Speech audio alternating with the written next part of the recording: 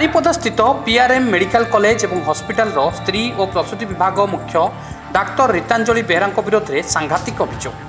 डाक्तरी छात्र छात्री demo class बिना अनुमति महिला को उल्लंघन करुवा नहीं अभियोग कर रोगी परिवार लोके।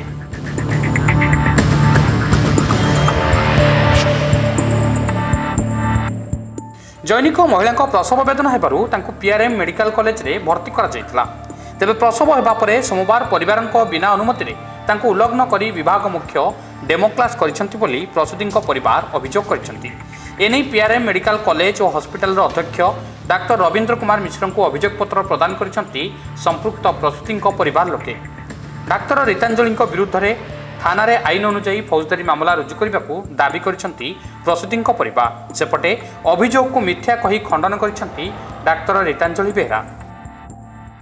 सबू माने नॉर्मल रे डिलीवरी होईची तापर चेकअप सब सरी जाईची तापर दी जण छुआ आसी के कहले के तळे दीदी डाकी छन देखि आमे जंती मो स्त्री आ मो तळको गले तो सेठी रूम भितरे गुटे बेंच थिला सेठी तांको बसैले देई कि जे गायनिक दीदी थिले एचओडी दीदी से मते रूम रो बाहर की देले। मु पचारे काहे कि यांको आनी छंती से कहले नहीं हमर टिके काम अछि आपण बाहर को जानती देकी 10-15 मिनट गला परे मु नॉक जमती कली डोर को तो कबाट खुली गला।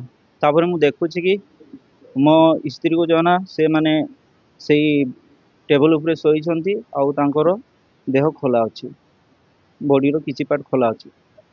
तो सेते बेले मु कहली के आपण माने बिना अनुमति नहीं कि मो स्त्री रो मोर आपण माने एमती काहे करूछंती आपण माने न कही कि न जणे कि आपण माने एठी आनी करी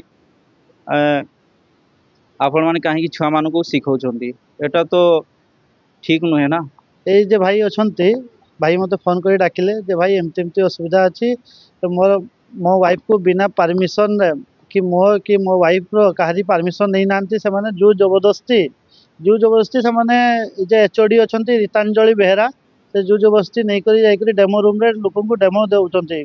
पाखापाखि 20 रु ऊर्ध्व युवक माने थिले बिना अनुमति रे तांकर जे अंग प्रत्यंग देखेबा सेटा कि ठीक आउ जे एपरि जे जघन्य अपराध से माने करूछंती ता पई तांको एचओडी मैडम को निश्चित कार्यानुष्ठान नेबा कथा तांको नाम रे 24 घंटा भितरे जदि एफआईआर न करा जाए तबे एटा माने सर्वसाधारण को संगे अन्याय बोली हमें मानिबू। बारिपदारू विश्वजित भूया रिपोर्ट सकाळ न्यूज।